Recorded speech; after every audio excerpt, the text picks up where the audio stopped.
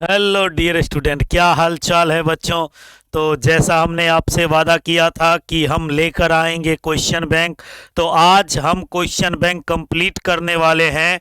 लेकिन आपको अंत तक टिके रहना है, अंत तक बने रहना है। और हम आज करने वाले हैं क्लास 12th केमिस्ट्री का 2009 से लेकर के 2023 तक का क्वेश्चन ऑब्जेक्टिव। लेकिन एक बात ध्यान रखिएगा, अगर आप आज का लेक्चर पूरा कंप्लीट कर लिए तो फिर आपको जिंदगी में यानी कभी बोर्ड एग्जाम में कभी परेशानी नहीं होगा। क्लास 12th में कोई दिक्कत नहीं होगा। लगभग 40-50% तक हमारा ये कवर कर देता है क्वेश्चन बैंक। तो क्वेश्चन कहाँ से लाएंगे बोर्ड वाले? नया क्वेश्चन, इसी को तोड़ मरोड़ कर नए तरीके से पूछते हैं। तो आज हम कंप्लीट करने वाले हैं 2009 तक का। तो ये है आपका शानदार सा चैनल रैंकर्स कैंपस और हम हैं आपके प्यारे से टीचर शशि कुमार। तो हो जाइए तैयार 2009 से लेकर के 2023 तक का जवाब देने के लिए। तो हम आपके साथ हैं और आप लोगों को क्या करना है, आज कमेंट नहीं करना है। हमने कमेंट सेक्शन ऑफ कर दिया है। आपको कमेंट नहीं करना है, सीधा सीधा आपको क्या करना है, जवाब देते चलना है ना। तो जवाब देते चलना है और हम क्या करेंगे, आपका क्वेश्चन का सॉल्यूशन करते चलेंगे। तो एक एक क्वेश्चन का जवाब देना बहुत जरूरी है। और याद रखिएगा, रट्टा नहीं मारना है, क्वेश्चन बैंक सामने रख करके जवाब नहीं देना है। आपको बिना कॉपी कलम छुए, बिना कॉपी कलम छुए हुए सीधा डायरेक्ट जवाब देना है आज के सभी ऑब्जेक्टिव का। कमेंट किन्हीं का नहीं आना चाहिए। आप सामने में एक पेज ले लीजिए और क्या करना है, केवल आंसर लिखिए। उससे भी नहीं होता है तो आप डायरेक्ट जवाब दीजिए, कोई पेन पेपर की जरूरत नहीं है। अगर चाहते हैं कि कितना सही हुआ कितना गलत हुआ ये चेक करना है तो आप पेन और पेपर लेकर रख सकते हैं, बैठ सकते हैं और सिर्फ आपको ये लिखना है एक का ए, बी का मतलब आंसर क्या आया और कितना आपका सही हुआ कितना गलत हुआ। आप हमें कमेंट जरूर कीजिएगा बाद में, लेकिन लाइव में कोई कमेंट नहीं रहेगा। तो जल्दी से सभी लोग जुड़ जाइए और शुरुआत करते हैं आज का क्वेश्चन बैंक का सिलसिला यानी सीरीज। चलिए, अगर क्वेश्चन बैंक का हम बात करें कि सर जी क्वेश्चन बैंक में क्या होता है, तो चलिए अब शुरुआत करते हैं। अगर सबसे पहले देखा जाए तो हमने कहां से स्टार्ट किया है, 2009 से हमने स्टार्ट करना चालू किया है। यानी 2009 का क्वेश्चन बैंक है। आपको पता होगा कि कुछ सालों तक 10 पूछा जाता था, फिर जाकर 28 किया गया था। कितना किया गया था? 28 किया गया था। तो बाद में क्या हुआ कि बढ़ता चला गया है ना। तो क्वेश्चन का तो अभी 2009 में कितना ऑब्जेक्टिव होगा? 10 ऑब्जेक्टिव होगा। टाइम नहीं गंवाना है, क्लास लंबा चलेगा, अंत तक बने रहिएगा। लेकिन सबसे पहले लाइक शेयर और सब्सक्राइब जरूर कर दीजिए ताकि आपके लाइक करने से दूसरे बच्चे के पास भी ये वीडियो पहुंचेगा। तो अगर हम शुरुआत करें कि सर 2000 पहला क्वेश्चन क्या है, तो गौर से देखिए पहला क्वेश्चन क्या कहता है। पहला क्वेश्चन कहता है कि सर, पहला क्वेश्चन कहता है निम्नलिखित में किसके लिए हिमांक का अवनमन अधिकतम होगा। हमने जब भी बोला है ऐसा क्वेश्चन आएगा तोड़ कर देख लीजिएगा। इसका 3 आता है, आवेश को केवल जोड़ देना है। इसका 2 आता है, यूरिया का 1, ग्लूकोज का 1। सबसे अधिकतम किसका हो जाएगा? हिमांक में अवनमन, यानी हमारा किसका हो जाएगा अधिकतम? K2SO4 का। अगर हम बात करें नेक्स्ट का कि सर नेक्स्ट क्या होगा, तो देखिए प्रथम क्वेश्चन है हमारा, प्रथम कोटि की अभिक्रिया के लिए वेग स्थिरांक की इकाई होती है। आपको पता है प्रथम कोटि के लिए क्या होता है? प्रति समय। प्रथम कोटि के लिए क्या होता है? प्रति समय होता है। चलिए अब अगर हम आगे बढ़े कि क्या होता है, तो देखिए अगला है हमारा H3PO3। आपको एक बात याद रखिएगा, वहां पर जो आंसर दिया है वो आंसर दिया है H3PO4 का। सॉरी, वो किसका आंसर दिया है? H3PO4 का आंसर दिया है, H3PO4 का। अगर H3PO4 रहता तो हमारा आ जाता P double bond O 3 oxygen इधर और सभी से एक एक हाइड्रोजन जोड़ दीजिए। अगर ये रहता तब जाकर हमारा क्या होता, त्रिभाषमिक होता। क्या होता, त्रिभाषमिक, क्योंकि 3 हाइड्रोजन जुड़ा हुआ है ना ऑक्सीजन से, तो त्रिभाषमिक होता। लेकिन अगर क्वेश्चन H3PO3 है तो हमारा क्या हो जाएगा, द्विभाषमिक होगा। क्यों? क्योंकि अगर इसका देखें तो आप देखिएगा कि P डबल, ये P हो गया, डबल बॉन्ड O हो गया, ऑक्सीजन हाइड्रोजन, ऑक्सीजन हाइड्रोजन, और साथ में क्या होगा, यहाँ पर एक हाइड्रोजन। कितना भास्मिक हो गया, 2 भास्मिक हो गया। बात समझ में आया? ये कितना भास्मिक, 2 भास्मिक, और ये कितना भास्मिक, त्रिभास्मिक। इसके हिसाब से द्विभास्मिक, और O4 रहता तो क्या हो जाता, त्रिभास्मिक। बात क्लियर, समझ में आया? चलिए अगर हम इससे आगे बढ़ते हैं तो अगला क्वेश्चन क्या कहता है, गौर से देखिए कि निम्नलिखित में कौन संक्रमण धातु आयन अनुचुंबकीय है। ये क्वेश्चन के टाइपिंग में गलत है, यहाँ अनुचुंबकीय नहीं होना चाहिए। आंसर हमारा प्रतिचुंबकीय का दिया हुआ है। क्या दिए हुए है, प्रतिचुंबकीय का। तो आंसर याद रखिएगा किसके हिसाब से है, प्रतिचुंबकीय के हिसाब से है। तो क्या हो जाएगा, प्रतिचुंबकीय जिसमें क्या हो, इलेक्ट्रॉन क्या रहे, पेयर में रहे, तो क्या कहलाता है, Zn2 हो जाएगा, Zn2+ हो जाएगा, प्रतिचुंबकीय हो जाएगा। बात समझ में आया? चलिए अगर हम बात करें अगले क्वेश्चन की तो कहता है अयस्क में उपस्थित अशुद्धि को क्या कहते हैं। आपको भली भांति पता है कि अयस्क में उपस्थित अशुद्धि को क्या कहते हैं। अयस्क में उपस्थित अशुद्धि को हम कहते हैं गैंग। क्या कहते हैं, गैंग कहते हैं। बिल्कुल भली भांति पता है। अब चलिए अगर आपसे ये पूछा गया कि सर NiCO4 में क्या होता है, इसका ऑक्सीकरण अवस्था, हमने ये वीडियो पढ़ाया, सॉरी ये टॉपिक पढ़ाया है। CO क्या होता है, न्यूट्रल लिगेंड होता है। तो Na का X प्लस CO का 0 अब बराबर में कितना, 0, 4 नहीं 0, तो क्या हो जाएगा, x बराबर आ जाएगा 0, यानी हमारा इसका क्या हो जाएगा, 0 हो जाएगा। बात समझ में आया? अगर हम आगे की बात करें कि सर निम्न में कौन सी दवा बुखार को कम करता है, तो आपको भली भांति पढ़ाया गया है कि हमारा एंटीपायरेटिक जो होता है वो किसका काम करता है, बुखार का लिए काम आता है। ठीक है, अगर हम नेक्स्ट की बात करें, मिथाइल एमीन बनाया जाता है। मिथाइल एमीन किसके द्वारा बनाया जाता है, अगर सही से देखा जाए कि मिथाइल एमीन किनके द्वारा बनाया जाता है, तो आपको एक बात पता होगा इसमें, मिथाइल एमीन की जब बात करेगा हमसे कि सर मिथाइल एमीन क्या होता है, तो गौर से अगर देखिएगा कि मिथाइल एमीन क्या होता है। ये बहुत ज़्यादा VVI क्वेश्चन है, ऐसा बहुत पूछता है ना, याद रखिएगा, बहुत बार आया है।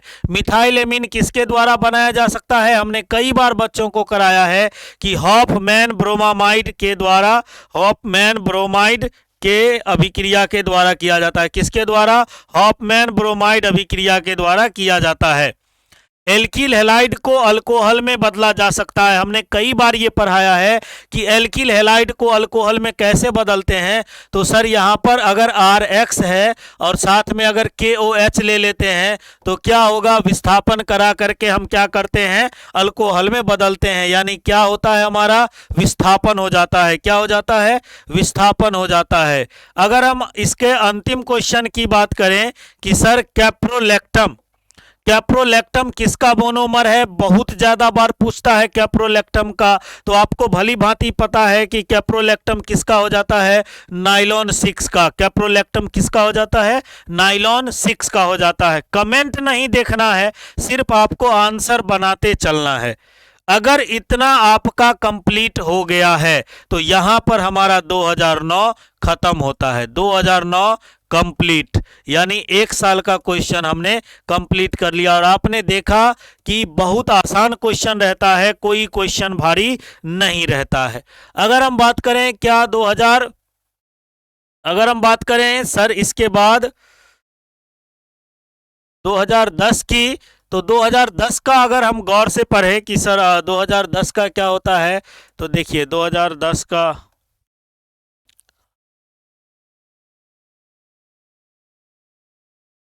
चलिए ये हमारा रहा 2010, है ना। अब 2010 में अगर पहला क्वेश्चन देखिए, ये 2010 का है। क्वेश्चन कहता है फराडे के विद्युत विच्छेदन का द्वितीय नियम, फराडे के विद्युत विच्छेदन का द्वितीय नियम नियम संबंधित है, किससे संबंधित है? धनायन के परमाणु संख्या से, विद्युत के अपघट्य के समतुल्य भार से, ऋणायन के परमाणु संख्या से, धनायन के वेग से। आपको पता है कि विद्युत अपघट्य के किससे? समतुल्य भार से। अगर हम नेक्स्ट क्वेश्चन की बात करें, नेक्स्ट क्वेश्चन की बात करें कि सर क्या होगा, तो कहता है निम्न में कौन एक प्रथम संक्रमण श्रेणी का तत्व नहीं है? हमने कई बार बोला है प्रथम संक्रमण श्रेणी कौन होता है? सर जी एस्केंडियम से लेकर के कहां तक होता है? एस्केंडियम से लेकर के कहां तक होता है? जिंक तक होता है। एस्केंडियम से जिंक तक, जिसमें आपको मैग्नीशियम आंसर में नहीं आएगा। मैग्नीशियम एस ब्लॉक का तत्व है, मैग्नीज आता है। बात समझ में आया? अगर हम बात करें नेक्स्ट का, तो कॉपर पाइराइट का सूत्र क्या होगा? कॉपर पाइराइट का सूत्र क्या होता है? अगर गौर से बात करें, कॉपर पाइराइट क्या होता है? CuFeS2। कॉपर पाइराइट क्या होता है? CuFeS2 होता है। बात समझ में आया? अगर हम आगे की बात करें कि सर जी अगला क्वेश्चन क्या होता है, निम्नलिखित में कौन सा अनुसंख्य गुणधर्म नहीं है? तो आपको यह पता होना चाहिए कि हिमांक में अवनमन क्या होता है? अनुसंख्य गुणधर्म होता है। वाष्प दाब का अपेक्षिक अवनमन अनुसंख्य गुणधर्म होता है। क्वथनांक का उन्नयन अनुसंख्य गुणधर्म होता है, लेकिन प्रकाशीय क्रियाशीलता जो है अनुसंख्य गुणधर्म नहीं होता है। वैसे अनुसंख्य गुणधर्म होता कितना है? 4 होता है। बात समझ में आया? चलिए अगला क्वेश्चन है, ग्लूकोज में कायरल कार्बन की संख्या कितनी होती है? तो आपको एक बात पता होना चाहिए, ग्लूकोज में कायरल कार्बन की संख्या कितनी होती है? 4। कितना होता है? 4। आपको कमेंट करके बताना है कि सर लैक्टिक अम्ल में कितना होता है। आपको बताना है कि सर लैक्टिक अम्ल में कितना होता है कायरल कार्बन की संख्या। लैक्टिक अम्ल में कायरल कार्बन की संख्या कितनी होगी, ये भी क्वेश्चन बनता है। चलिए हम आगे की ओर बढ़ते हैं और अगला क्वेश्चन कहता है CHI3 में एंटीसेप्टिक क्रिया का कारण है। ये आपको हेलोफॉर्म पढ़ाया, यानी हेलो एल्कीन और हेलो एरीन में पढ़ाया गया होगा कि CHI3 का जो हमारा एंटीसेप्टिक क्रिया होता है वो किसके वजह से होता है? किसके वजह से होता है? तो आपको ये पता होना चाहिए, जो हमारा होता है आयोडीन के मुक्त होकर निकलने से। किसका होता है? आयोडीन का मुक्त होकर निकलना। बात समझ में आया? चलिए अगर हम अगला का बात करें, ग्लिसरॉल क्या है? ग्लिसरॉल का अगर बात करेंगे तो ग्लिसरॉल क्या होता है? CH2, यहाँ पर OH लगा होता है। अब अगर बात करें CH2, यहाँ पर OH लगा होता है, OH लगा होता है, और ये भी होता है हमारा CH2 क्या लगा रहता है? OH लगा रहता है। यानी कितना अल्कोहल इसमें दिख रहा है? 3। आंसर क्या हो जाएगा? ट्राइहाइड्रिक। क्या हो जाता है? ट्राइहाइड्रिक हमारा आंसर हो जाता है। अगर हम आगे की बात करें कि सर क्वेश्चन नंबर नेक्स्ट क्या होगा, चक्रीय मेटाफोरेसिस में POP बंध की संख्या कितनी होती है? तो चक्रीय मेटाफोरेसिस का हमने बताया है कि ऐसा चक्रीय मेटाफोरेसिस रहता है, यहां देखिए और भी इसमें जुड़ा रहता है। तो इसमें कितना आएगा हमारा POP बॉन्ड की संख्या? POP1, POP2, POP3। कितना हो गया हमारा? संख्या आ गया 3। संख्या कितना आ गया? 3 आ गया। अगर हम नेक्स्ट की बात करें, स्मेल्टिंग में धातु के ऑक्साइड के अपचयन में संयुक्त कितना संयुक्त होता है? कौन संयुक्त होता है? कार्बन। एक बात याद रखिएगा, एग्जाम से पहले तक इस वीडियो को 2 से 3 बार रिवाइज कर लीजिएगा ताकि कोई परेशानी ना हो। बात समझ में आया क्या?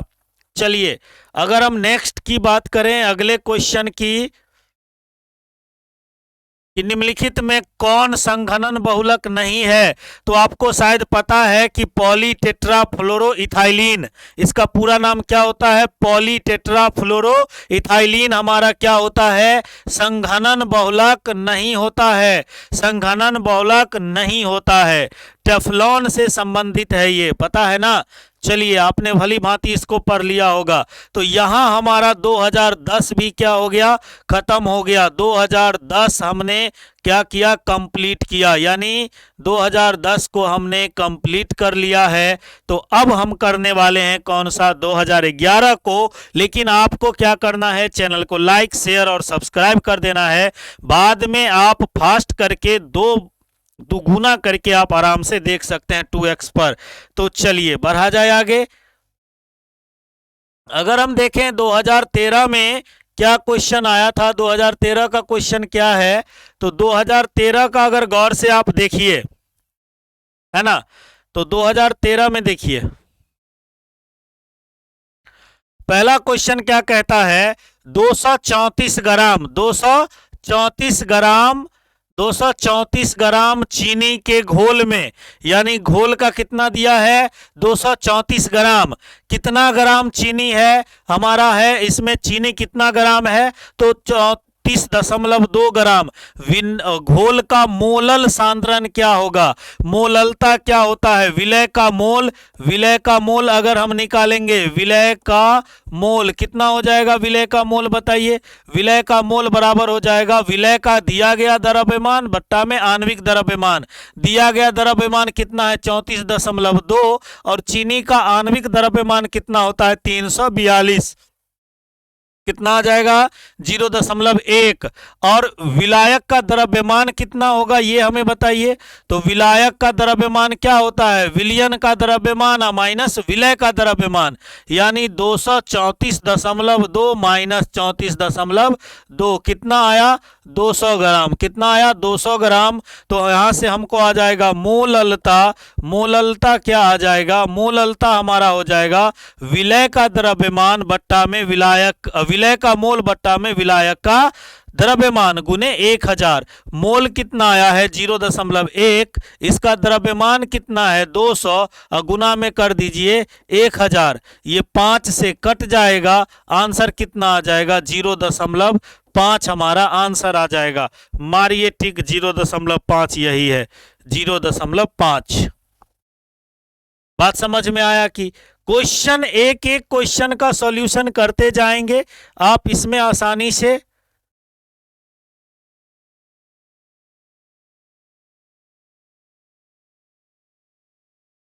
चलिए,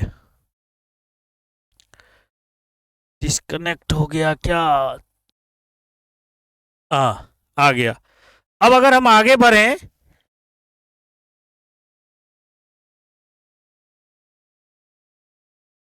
अगर आगे बढ़ें कि क्या है क्वेश्चन नंबर नेक्स्ट क्या होता है। अगर ये देखा जाए कि सर NO2 है और NO2 से क्या बन रहा है, NH2 बन रहा है, तो हमारा इसमें आंसर क्या हो जाता है, SnHCl। क्या हो जाता है, बीच में हमने क्या यूज किया होगा, Sn और HCl को यूज किया होगा। किसको यूज किया होगा, Sn और HCl को यूज किया होगा। इसमें अगर आपको पूछेगा कि सर इसमें ये बताइए कि K4FeCN6 का क्या हो जाता है, K4FeCN6 को क्या कहते हैं, तो याद रखिएगा K4FeCN6 में Fe का परसंकरण क्या होता है, हमारा D2sp3। ये आप याद जरूर रखिएगा, कई बार पूछा है, इसीलिए बहुत ज़्यादा VBI हो जाता है। अगर हम क्वेश्चन आगे की बात करें, जल में सूर्य का प्रकाश अभिक्रिया की कोटि है, क्या हो जाता है, शून्य कोटि। क्या हो जाता है, शून्य कोटि। अगर हम आगे की बात करें कि ज्विटर आयन बनाने में कौन सा मर्थ है, तो शायद आपको पता होगा कि कार्बोक्सिलिक एसिड और NH2 होना चाहिए। क्या हो जाएगा, COOH CH2NH2। बात समझ में आया। अगर आपसे ये पूछे कि सर ये बताइए हमें कि जटिल यौगिक COC2 O4 O2 NH3 2 के कितने समावयव संभव है, कितने समावयव संभव है, तो आपको पता होना चाहिए कितना समावयव, 2 समावयव। कितना समावयव संभव है, 2 समावयव इसका संभव है। अगर नेक्स्ट क्वेश्चन बोला है कि ये बताइए कि इसमें इसमें ये बताइए क्या होगा ये। तो आपसे पूछा गया कि अर्धसेल अभिक्रिया के लिए स्टैंडर्ड मानक इलेक्ट्रोड विभव ये दिया हुआ है। आपको एक बात जरूर पता होगा कि क्या हो जाता है, ई नॉट सेल अगर निकालते हैं तो क्या हो जाता है, E nought E cathode minus E anode, क्या हो जाएगा, E cathode minus E anode. और कैथोड कितना है ये वाला और एनोड कितना है, यानी 0.41 में से घटा दीजिए 0.76, हमारा आंसर आ जाएगा -0.35। क्या आ जाएगा, -0.35, यानी हमारा आंसर हो जाएगा ए ऑप्शन। आंसर कितना हो जाएगा, ए ऑप्शन हो जाएगा। बात समझ में आया क्या। अगर हम गौर से आगे बढ़े कि सांद्र H2SO4 में निर्जलीकरण का निम्न अल्कोहल में कौन 2 ब्यूटीन देता है, तो आपको पता है कि ब्यूटेन 2 कौन देता है, ब्यूटेन 2 ऑल कौन देता है, ब्यूटेन 2 ऑल हमारा क्या देता है, ब्यूटीन देता है, ब्यूट 2 इन देता है ना।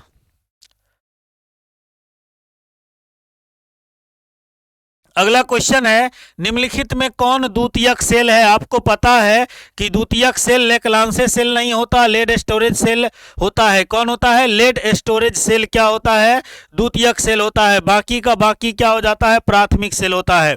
अगर आपसे पूछे कि निम्न में से कौन बायोडिग्रेडेबल, ये क्या है, बायोडिग्रेडेबल है, बहुलक है। आपको भली भांति पता है कि सेलुलोज हमारा क्या होता है, बायोडिग्रेडेबल बहुलक होता है। सेलुलोज क्या होता है, बायोडिग्रेडेबल बहुलक होता है। तो यहां पर हमने 2011 को भी कंप्लीट कर लिया है, 2011 कंप्लीट हो गया है। अब हमने 3 साल का क्वेश्चन किया। एक बात याद रखिएगा, कहीं पर क्वेश्चन बैंक गलत है बहुत जगह पर, तो वहां आपको सुधार कर लेना है, क्वेश्चन बैंक का आंसर रटने की जरूरत नहीं है। बात समझ में आया। तो 2011 हो चुका है, अब हमारी बारी है किसकी, 2012 की। तो चलिए 2012 का शुरुआत किया जाए। अब 2012 में अगर गौर से आप देखिए,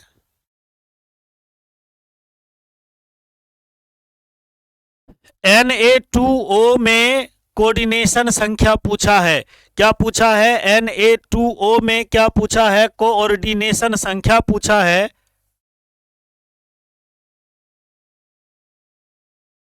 NO2 में कोऑर्डिनेशन संख्या पूछा है।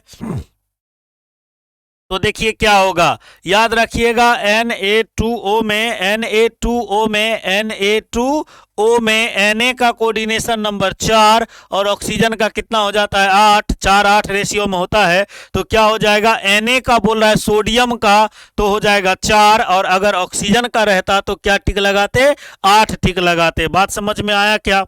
अगर हम आगे की ओर बढ़ें कि आगे क्या हो जाएगा, 5% केन शुगर अनुभार 342 आइसोटोनिक है। आइसोटोनिक का मतलब क्या होता है कि सर 2 विलियन का प्रासरण दाब यानी π1 = π2 हो जाएगा। और क्या होता है, MRT, M1RT और M2RT। तो यहां से RT बराबर है, हट जाएगा, हो जाएगा M1 बराबर M2। और M1 भी क्या होता है, यहां पर आयतन दोनों का समान है, 100 है, तो डायरेक्ट होगा इसके विलय का मोल उसके विलय के मोल के बराबर हो जाएगा।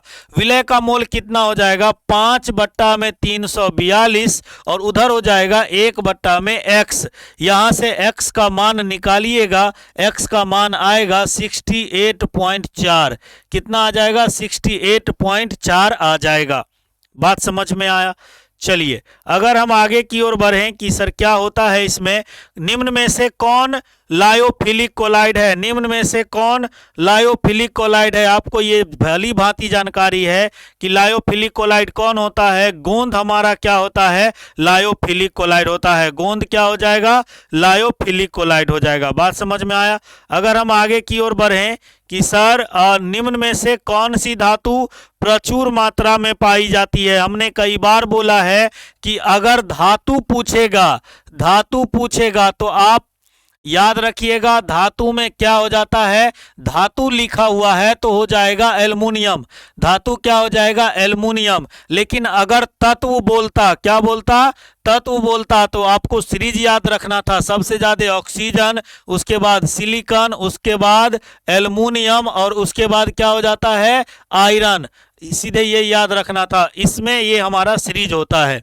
कोई डाउट है? चलिए अगर आगे की ओर बढ़ा जाए, निम्न में से कौन सबसे शक्तिशाली ऑक्सीकारक है? तो आपको भली भांति पता है कि सबसे शक्तिशाली ऑक्सीकारक कौन हो जाता है, हमारा सबसे शक्तिशाली ऑक्सीकारक F2 होता है। सबसे शक्तिशाली ऑक्सीकारक कौन होता है, F2 होता है। और सबसे शक्तिशाली अवकारक कौन होता है, I2 होता है। अवकारक रहेगा तो I2 में टिक लगाइएगा, और अगर हमारा अब कारक रहेगा तो I2 में टिक लगाइएगा, और ऑक्सी कारक है तो F2 में टिक लगाइएगा। बात समझ में आया क्या? बिल्कुल ध्यान रखना है। चलिए आगे की ओर अगर हम बढ़ते हैं तो क्या कहता है, निम्न में किसका आयनिक विभव, निम्न में किसका आयनिक विभव का मान अधिकतम है? निम्न में किसका, आपको ये पता होना चाहिए आयनिक विभव का मान कैसे देखते हैं।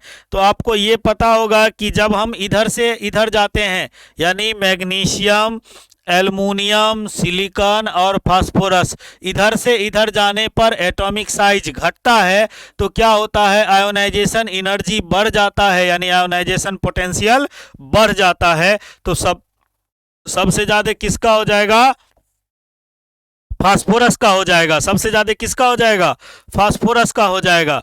निम्न में किसकी आकृति क्या हुआ, निम्न में किसकी आकृति हमारा क्या होता है, जल्दी से बताइए। निम्न में किसकी आकृति चतुष्फलकीय होती है। तो याद रखिएगा NiCl4 2- की आकृति क्या हो जाती है, चतुष्फलकीय होती है। क्या होता है, ये सब क्वेश्चन आपको डायरेक्ट याद रखने की जरूरत है और इससे काम हमारा चल जाएगा। अगर हम आगे क्वेश्चन की बात करें कि आगे क्या है, सामान्य सूत्र CnH2n+2 वाले यौगिक कौन है? आपको भली भांति पता है कि CnH2n+2 दिया है तो हमारा अल्केन होगा। अगर हमारा CnH2n होता तो अल्कीन होता, और CnH2n-2 होता तो क्या होता, अल्काइन होता। पता है ना? तो हमारा यहाँ पर आंसर क्या हो जाएगा, अल्केन वाला आंसर हो जाएगा।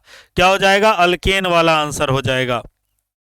चलिए आगे की ओर अगर बढ़ा जाए, निम्न में कौन सा पंक्ति प्रथम पंक्ति का संक्रमण तत्व नहीं है, अभी रिपीट हुआ था, क्या हो जाएगा, मैग्नीशियम। निकेल का CO4, निकेल का NiCO4 में ऑक्सीकरण अवस्था होता है। कल जब हम ये क्वेश्चन करा रहे थे तो एक बच्चा बोल रहा था सर हमने सिर्फ लिखा था NiCO4, उसने बोला सर हमें कैसे पता चलेगा, Ni का ही पूछ रहा है। तो क्लियर लिखा हुआ है क्वेश्चन में, निकेल का NiCO4 में ऑक्सीकरण अवस्था कितनी होती है। तो हमारा पता है आपको एक बात कि CO क्या होता है, न्यूट्रल लिगेंड होता है। तो X + 0 = 0 क्या हो जाएगा, X = 0 क्या आ जाएगा, 0 आ जाएगा। ये सब क्वेश्चन कई बार रिपीट आया है, इसीलिए ऐसा कोई दिक्कत नहीं होना चाहिए। तो ये हमारा 10 क्वेश्चन कंप्लीट हुआ, यानी यहाँ पर हमने 2012 को भी कंप्लीट कर लिया है। ज़्यादा टाइम नहीं लेते हैं, 2012 खत्म हो गया, अब हम करने वाले हैं कौन सा, 2013 को। तो जल्दी हमारे साथ बने रहिएगा, हम 2013 लेकर आ रहे हैं, है ना। चलिए 2013 में अगर हम बात करें कि सर 2013 का क्या होगा, जल्दी से देखिए। तो पहला क्वेश्चन है, निम्न में कौन सी, निम्न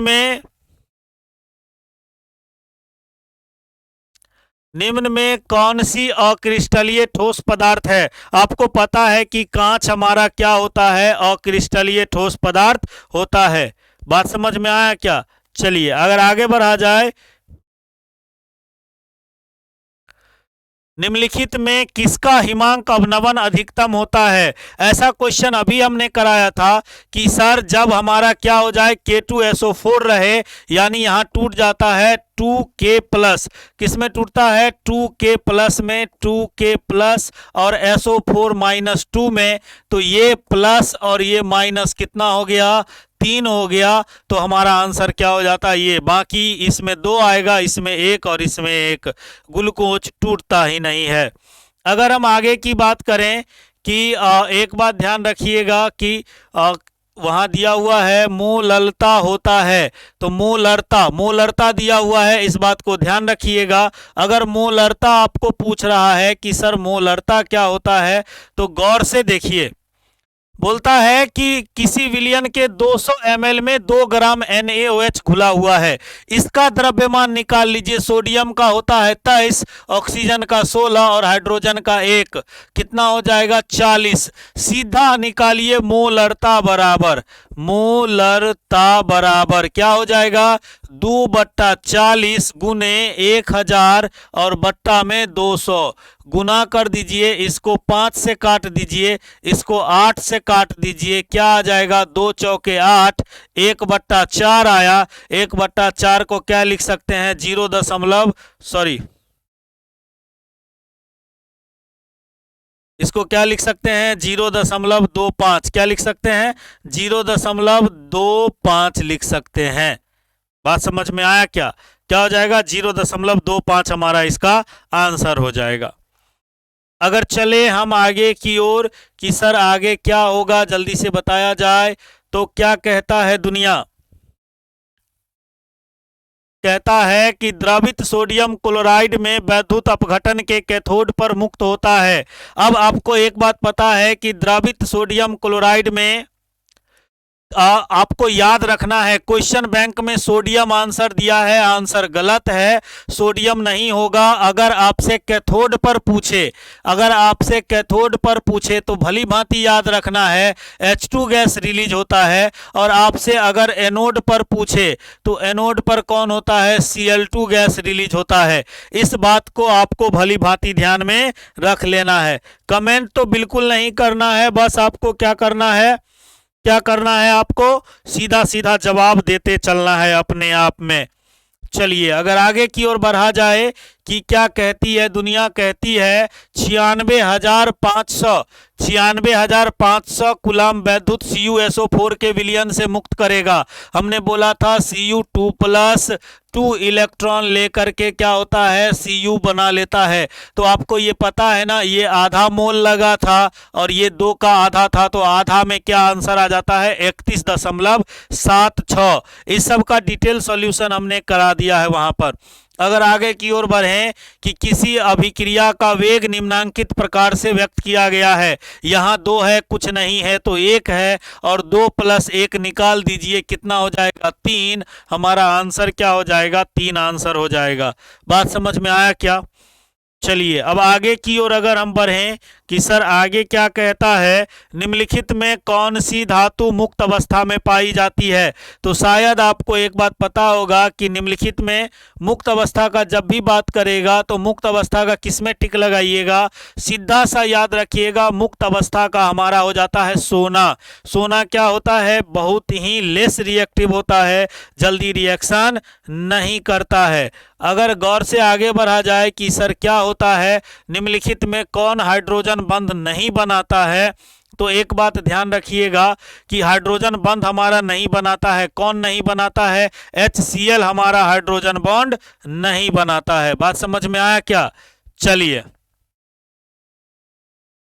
अगर आगे बढ़ा जाए, हीलियम का मुख्य स्रोत क्या है? हीलियम का मुख्य स्रोत क्या होता है? अगर क्वेश्चन नंबर 9 का आप लोग आंसर देख रहे होंगे तो हीलियम का मुख्य स्रोत हो जाता है मोनाजाइट। क्या हो जाएगा? मोनाजाइट। हीलियम का मुख्य स्रोत क्या हो जाता है? मोनाजाइट हो जाता है। बात समझ में आया? चलिए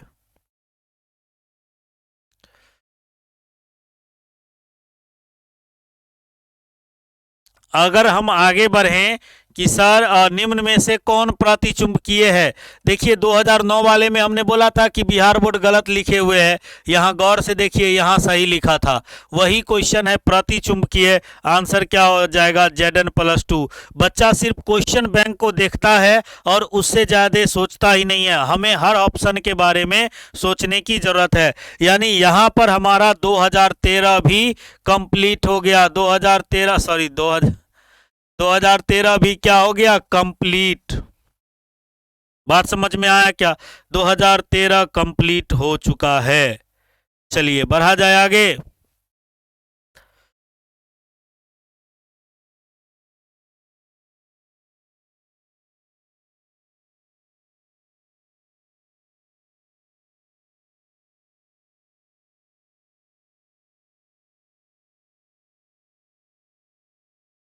अब अगर आगे बढ़े, ये 2013 कंप्लीट हो गया तो अब हम 2014 पर चलते हैं और देखते हैं कि सर 2014 में क्या पढ़ना है ना।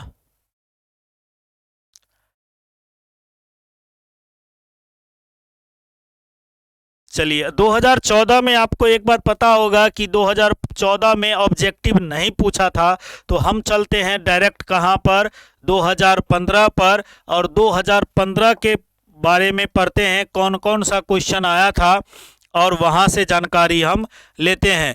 तो चलिए 2015 में सबसे पहला क्वेश्चन देखा जाए तो अभी आपने ये पढ़ा है 96,000 500 कुलाम वैद्युत CuSO4 के विलयन से मुक्त करता है। कौन कितना होता है? 31.76 ग्राम। अगर आगे बढ़ा जाए, XeF4 का आकार कैसा होता है? ये चीज़ हमने बताया है कि XeF4 का आकार कैसा होता है, हमारा स्क्वायर प्लेनर कैसा होता है, स्क्वायर प्लेनर यानी वर्ग समतलीय। कि हिंदी रहेगा तो क्या लिखा रहेगा? वर्ग समतलीय लिखा रहेगा। अगर आगे की ओर बढ़ा जाए, निम्नलिखित में सबसे प्रबल लुईस अम्ल क्या है? सबसे प्रबल लेविस अम्ल के बारे में अगर पूछेगा तो याद रखिएगा क्वेश्चन बैंक में ना इसका आंसर गलत दिए हुए है। सॉरी, क्वेश्चन बैंक कहते हैं, और कहीं कहीं पर क्या होता है कि इसका आंसर गलत रहता है, तो ये ध्यान रखना है कि Bi3 रहेगा ना, Bi3, तो समझ जाइएगा सबसे प्रबल लुईस अम्ल कौन है? Bi3। और सबसे दुर्बल कौन हो जाएगा? Bf3। ये क्या हो जाएगा? दुर्बल 3 हो जाएगा, दुर्बल, और ये क्या हो जाएगा? प्रबल। ये याद रखिएगा, क्या ये हो जाएगा? प्रबल पूछा तो Bi3 में और दुर्बल पूछेगा तो Bf3 में। कोई दिक्कत है? अगर नेक्स्ट की बात किया जाए कि सर आगे क्या होने वाला है, तो रासायनिक अभिक्रिया H2I2 का सम में स्थिरांक Kp निर्भर करता है। चौथा का आंसर आपको भली भांति पता है कि किस पर निर्भर करेगा? ताप पर निर्भर करेगा। किस पर निर्भर करेगा? ताप पर निर्भर करेगा, पता है ना। चलिए ये मत सोचिएगा कि सर भाग गए हैं साइड से और केवल आवाज आ रहा है, नहीं। किसी अभिक्रिया का वेग निम्नांकित प्रकार से व्यक्त होता है। अब आपको ये जरूर पता होना चाहिए कि जब ये क्वेश्चन रहे निम्नांकित प्रकार से, तो यहाँ पर 2 लिखा हुआ है। यहाँ पर अगर गौर से देखिए आप, तो क्या लिखा हुआ है? 2 लिखा हुआ है। यहाँ पर कुछ नहीं है तो 1, 2 और 1 कितना? 3 आएगा। अभी इसका आंसर हमने सीखा है। अगर इससे आगे बढ़ा जाए कि 200 ml में 2 ग्राम NaOH है, अभी हमने इसका जोड़कर बताया था ना आपको कि क्या लगाइएगा? 23 + 16 प्लस में 1, क्या आ गया था? 40। आंसर क्या आया था हमारा? 0.25। अभी हमने इसको टिक किया है। क्वेश्चन रिपीटेड है इसीलिए डरने की जरूरत नहीं है। निम्न में से कौन हाइड्रोजन बॉन्ड नहीं बनाता है? कौन नहीं बनाता है? HCl नहीं बनाता है। ये चीज हमने पहले ही बता दिया है, HCl हमारा हाइड्रोजन बॉन्ड नहीं बनाता है। अगर आगे की बात करें, हीलियम का मुख्य स्रोत क्या होता है? अभी हमने पढ़ा था हीलियम का मुख्य स्रोत क्या हो जाता है? मोनाजाइट। अगर आगे बढ़ा जाए, निम्नलिखित में कौन सा धातु साधारणतया ताप क्रम पर द्रव होता है? तो ये पाई नहीं लिखा हुआ है, ये पारा लिखा हुआ है। क्या लिखा हुआ है? पारा। और आपको पता है कि मरकरी हमारा क्या होता है? रूम टेम्परेचर पर क्या होता है? द्रव होता है। बात समझ में आया? अगर हम आगे की बात करें, निम्नलिखित में से सबसे कम भास्मिक कौन है? तो एक बात याद रखिएगा, क्वेश्चन बैंक में आंसर दिया है Ni3। क्वेश्चन बैंक में कौन दिया है? Ni3, लेकिन आंसर क्या हो जाएगा? NF3। हमारा आंसर क्या होगा? NF3। होता क्या है कि N के पास एक लोन पेयर होता है और हमारा 3 फ्लोरीन अगर लगा हुआ है तो यहाँ पर क्या होता है? इलेक्ट्रॉन डेंसिटी कम होता है। इलेक्ट्रॉन डेंसिटी कम होता है, इसीलिए क्या होता है? भास्मिक गुण कम हो जाता है। क्या होता है? भास्मिक गुण कम हो जाता है, क्षारीय प्रवृत्ति कम हो जाती है।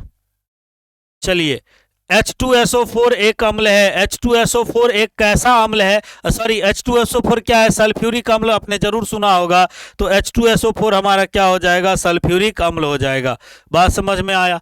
अगर नेक्स्ट का हम बात करें कि सर नेक्स्ट क्या होगा, तो देखिए ये चीज हमने भली भांति पढ़ाया है कि निम्न में से हरा थोथा कहते हैं। निम्न में हरा थोथा किसे कहते हैं? तो FeSO4 7H2O को, इसको कहते हैं हरा थोथा और इसको कहते हैं नीला थोथा।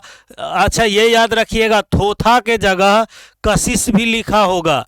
क्या लिखा होगा? कशिश भी लिखा होगा, इसलिए ध्यान रखिएगा। नीला थोथा रहेगा, नीला कशिश रहेगा। CaSO4 को क्या बोलते हैं? जिप्सम बोलते हैं। क्या बोलते हैं? जिप्सम बोलते हैं। किस ग्रुप के तत्वों को संक्रमण तत्व कहा जाता है? हमने कई बार पढ़ाया है। डी ब्लॉक के तत्वों को क्या कहा जाता है? संक्रमण तत्व कहा जाता है। सल्फाइड अयस्क का समाहरण किया जाता है। सल्फाइड अयस्क का समाहरण किसके द्वारा किया जाता है? फेन प्लवन विधि के द्वारा किया जाता है। सोडियम आवर्त सारणी में किस ग्रुप का सदस्य है? तो आपको भली भांति पता है कि सोडियम कौन से तत्व है? वर्ग 1 का तत्व है। बात समझ में आया? अगर नेक्स्ट की बात करें, भू प्रॉपर्टी पर सर्वाधिक पाए जाने वाला तत्व कौन सा है? तो भू प्रॉपर्टी पर सर्वाधिक पाए जाने वाला तत्व कौन सा है? Silicon, aluminium, zinc, iron. सबसे ज्यादा कौन पाया जाता है? तत्व बोला है तो तत्व में आंसर क्या हो जाएगा? सिलिकॉन का। अगर धातु रहता तो आंसर क्या हो जाता? आलू। धातु रहता तो आलू आंसर हो जाता, यानी एल्युमिनियम आंसर हो जाता, है ना। चलिए, मालाकाइट किसका अयस्क है? आप लोग जल्दी से बताइए, मालाकाइट किसका अयस्क हो जाएगा? तो सर मालाकाइट किसका अयस्क है? कॉपर का अयस्क है। मालाकाइट किसका अयस्क है? कॉपर का अयस्क है। कॉपर पाइराइट का सूत्र है। कॉपर पाइराइट का क्या सूत्र हो जाएगा? तो आपको भली भांति पता है कि कॉपर पाइराइट क्या होता है। CuFeS2 को क्या बोलते हैं? कॉपर पाइराइट बोलते हैं। ठीक है, चलिए अब अगर हम आगे बढ़ें, एल्युमिनियम का अयस्क है। एल्युमिनियम का अयस्क कौन हो जाएगा? तो बॉक्साइट क्या होता है? एल्युमिनियम का अयस्क हो जाता है। अगर आगे की ओर हम बात करें, K4FeCN6 क्या है? तो आपको पता है कि K4FeCN6 क्या होता है? जटिल लवण होता है।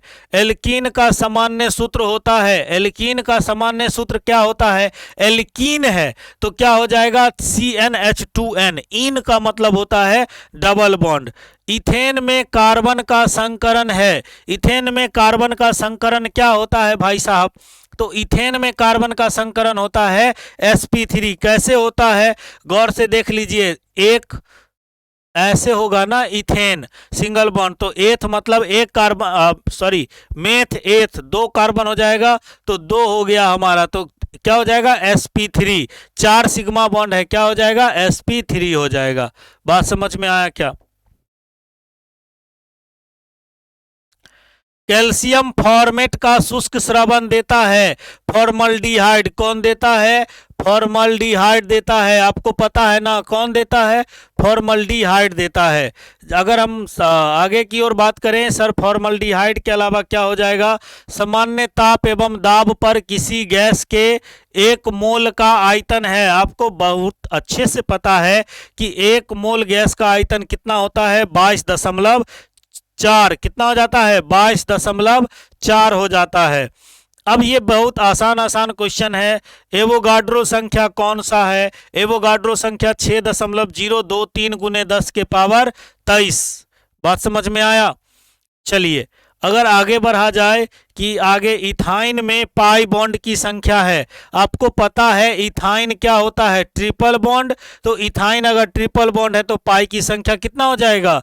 2। बात समझ में आया? पाई कितना हो जाएगा? 2 हो जाएगा। आधुनिक आवर्त सारणी किसने बनाया था? डोबेराइनर ने नहीं। त्रिक नियम दिया था मेंडलीव का? नहीं। मेंडल ने नहीं। कौन हो जाएगा? इनमें से कोई नहीं, क्योंकि किसने दिया था? मोसले ने दिया था। किसने दिया था? मोसले ने। किसने दिया था? मोसले ने। बात समझ में आया क्या? अगर गौर से पढ़े आगे की ओर कि निम्न में कौन क्षारीय भूमिज तत्व है, तो आपको शायद ये पता होगा कि इसमें से ना कोई भी क्षारीय भूमिज तत्व नहीं है। Alkaline earth metal, alkali metal बोलते हैं सोडियम को, यानी भूमि क्षारीय तत्व। और क्षारीय भूमिज तत्व होता है कौन कौन सा? बेटा मांगे कार स्कूटर। कौन होता है? बेटा मांगे कार स्कूटर बाप राजी। ये सब हमारा होता है क्षारीय भूमिज तत्व, अल्केलाइन अर्थ मेटल। तो इसमें से कोई भी ऑप्शन नहीं है। कौन हो जाएगा? बेटा मांगे कार स्कूटर बाप राजी। तो ये हमारा क्या हो गया?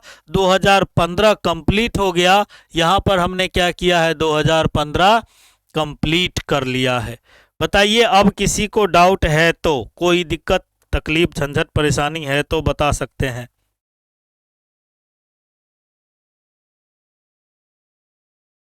बढ़ा जाए आगे? सर लंबा क्लास चल रहा है, आज की रात आखिरी रात है। बिल्कुल।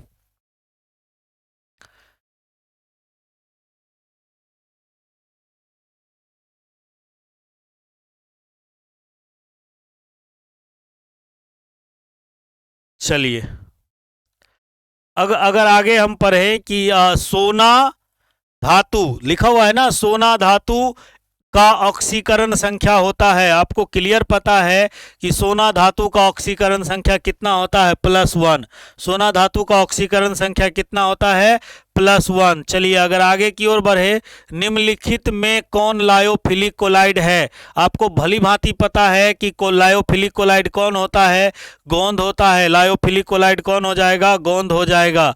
अगर गौर से देखिए, अगला क्वेश्चन क्या कहता है? निम्नलिखित में, अगला क्वेश्चन क्या कहता है? निम्नलिखित में सबसे शक्तिशाली ऑक्सीकारक पदार्थ है। सबसे शक्तिशाली ऑक्सीकारक पदार्थ कौन होता है? F2। कौन हो जाता है? F2। हमारा क्या हो जाएगा आंसर? F2 हो जाएगा। बात समझ में आया? चलिए आगे बढ़ा जाए।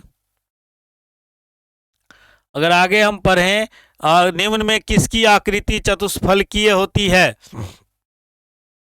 तो एक बात जान लीजिए, जो किसकी आकृति, तो हमने बोला था NiCl4 का, याद कर लीजिएगा। इसका आकृति क्या होता है? चतुष्फलकीय होता है। थोड़ा थोड़ा सा ध्यान रखना है। प्रथम कोटि की अभिक्रिया के लिए T½ का मान क्या होता है? हमने बोला है प्रथम कोटि के लिए T½ जो होता है हमारा, वो होता है 0.693 और डिवाइडेड बाय K। ये किसके लिए होता है? हमारा प्रथम कोटि अभिक्रिया के लिए होता है। क्या हो जाएगा? बी नंबर ठीक हो जाएगा। आपको आज चेक करना है कि सर कितना हमारा सही हुआ, बताना है कमेंट करके अलग से कि सर इतना सही हुआ। फैराडे का वैद्युत अपघटन नियम निम्न में से किससे संबंधित है? धनायन के परमाणु भार से, धनायन की गति से, ऋणायन की गति से, इलेक्ट्रोलाइट के समतुल्य भार से। इलेक्ट्रोलाइट के समतुल्य भार से। सिनेबार कहा जाता है। सिनेबार किसे कहा जाता है? तो आपको ये भली भांति पता है कि सिनेबार किसको कहते हैं। सिनेबार हम कहते हैं HGS को। PBS को क्या कहते हैं? गैलेना। ZNS को क्या कहते हैं? जिंक ब्लेंड कहते हैं। क्या कहते हैं? जिंक ब्लेंड कहते हैं। ये याद रखिएगा। परमाणु द्रव्यमान बराबर होता है। परमाणु द्रव्यमान किसके बराबर होता है? तो भाई साहब न्यूट्रॉन और प्रोटॉन को जोड़ करके क्या होता है? परमाणु भार होता है। तो हमारा आ गया परमाणु द्रव्यमान। अब कहता है कि बिना बुझा हुआ चूना जब जल में डाला जाता है तो खौलने लगता है ना, उष्मा निकलता है। क्या हो जाएगा? उष्मा छेपी। क्या हो जाएगा आंसर? उष्मा छेपी। क्या हो जाएगा आंसर? उष्मा छेपी। अगर हम आगे पढ़ें कि डी ऑर्बिटल का आकार होता है, डी ऑर्बिटल का आकार कैसा होता है? Double dumbbell. कैसा होता है? Double dumbbell. कपड़ा धोने का सोडा होता है। याद रखिएगा, कपड़ा धोने का सोडा कैसा होगा? तो कपड़ा धोने का सोडा होता है, याद रखिएगा, आपने अभी टीवी पर प्रचार देखता होगा 10 हाथों की सफाई वाला सर्फ, पता है ना? 10 हाथों की सफाई वाला सर्फ। तो सीधा याद रखिएगा क्या हो जाएगा? Na2CO3 10H2O। क्या हो जाएगा? Na2CO3 10H2O। चलिए अगर हम आगे बढ़ें, क्षारीय मृदा धातु, अभी आया था ना भूमिज तत्व वाला, वही है क्षारीय मृदा धातु। NS2 वर्ग 2 का होता है ना, क्या बोलते हैं उसको? NS2। वर्ग 1 का होता है NS1। बात समझ में आया? चलिए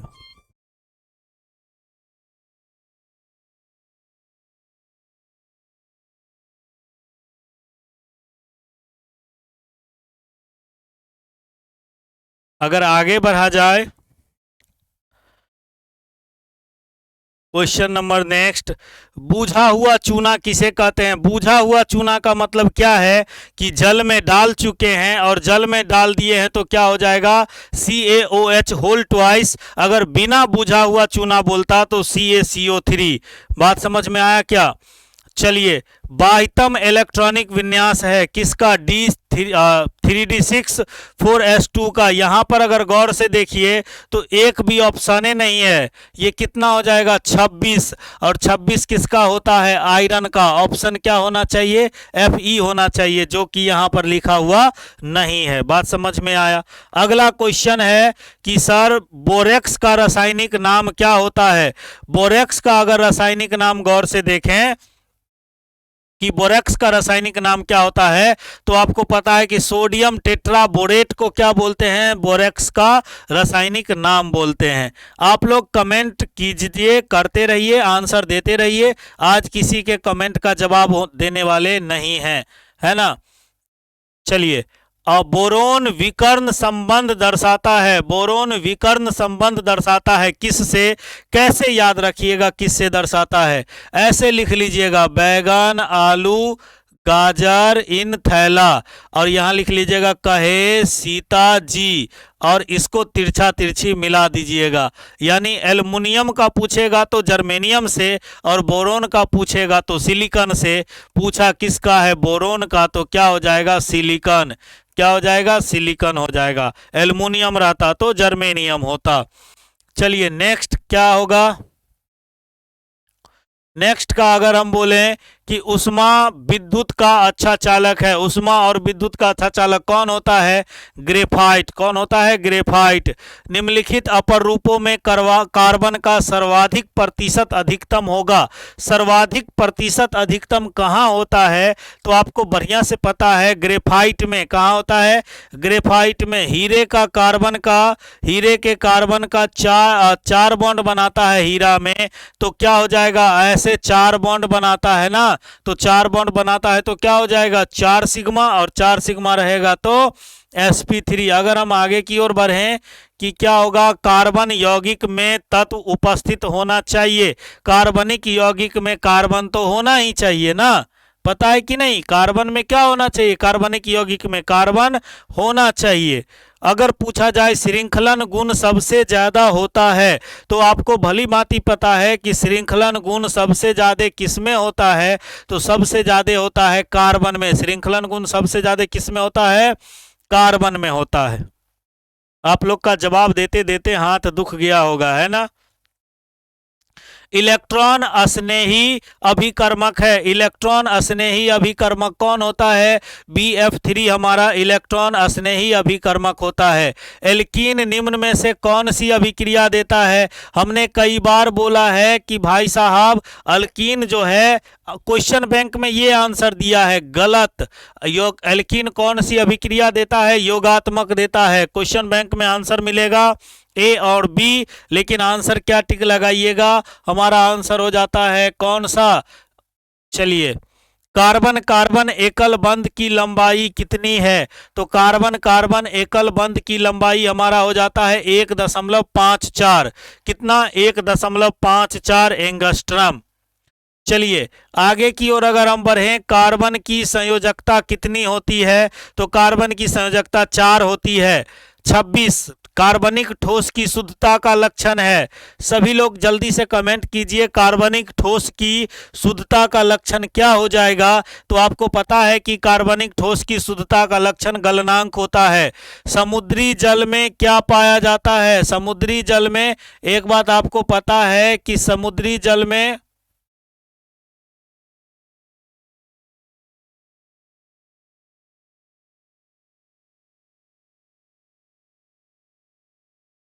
समुद्री जल में क्या हो जाता है, जल्दी से बताइए। समुद्री जल में क्या हो जाएगा, जल्दी से आंसर दीजिए। तो आपको पता है समुद्री जल में, देखिए इसमें ना बहुत सारे लोग बहुत सारे आंसर बताते हैं। अगर सच पूछिएगा तो होना क्या चाहिए था, सोडियम। होना क्या चाहिए था, सोडियम। लेकिन सबसे अधिक जो पाया जाता है समुद्री जल में पाए जाने वाला तत्व सोडियम। लेकिन यहाँ पर आंसर क्या दिया है, आयोडीन। बोर्ड किसको टिक मार देता है, आयोडीन को। लेकिन होना क्या चाहिए था, सोडियम होना चाहिए था। क्या होना चाहिए था, सोडियम होना चाहिए था, है ना। बिल्कुल ये गलत है। सीएनजी में मुख्य रूप से क्या होता है, सीएनजी में मुख्य रूप से क्या होता है, मीथेन होता है। सीएनजी में मुख्य रूप से क्या होता है, मीथेन होता है। और आज हमने कहां तक कर लिया, 2016 तक अभी तक हम कर चुके हैं। आप 1 से 2 मिनट का रेस्ट ले सकते हैं पॉज करके और फिर स्टार्ट कर सकते हैं। अभी रास्ता बहुत दूर चलना है और हमेशा बोलते हैं बेहतर से बेहतर की तलाश करो, मिल जाए नदी तो समंदर की तलाश करो। टूट जाता है शीशा पत्थर की चोट से, टूट जाता है शीशा पत्थर की चोट से, टूट जाए पत्थर ऐसा शीशा तलाश करो। बात समझ में आया क्या।